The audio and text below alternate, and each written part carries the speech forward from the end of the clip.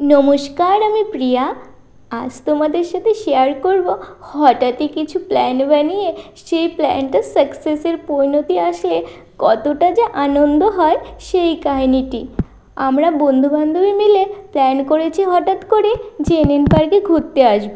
এই এনএন পার্কে ঘোরার ভিডিওটা অলরেডি আমার এখানে ছাড়া আছে। তো তারপর আমরা এনএন পার্কে ঘোরা কমপ্লিট করে রাস্তায় বেরিয়ে ভাবলাম একটু সাগরদিঘি ঘুরে আসা যাক। তাই রাস্তায় হাঁটতে হাঁটতে সাগরদিঘির উদ্দেশ্যে রওনা। এই সন্ধ্যার সাগরদিঘির মুহূর্তটা যে কতটা ভালো লাগে সেটা তোমরা যারা সাগরদিঘিতে এসে সন্ধ্যায় সময় কাটাও তারা অবশ্যই জানতে পারবে। সাগরদিঘির এই সন্ধ্যার মুহূর্তটা যে কতটা মিষ্টি আর কতটাই মধুর।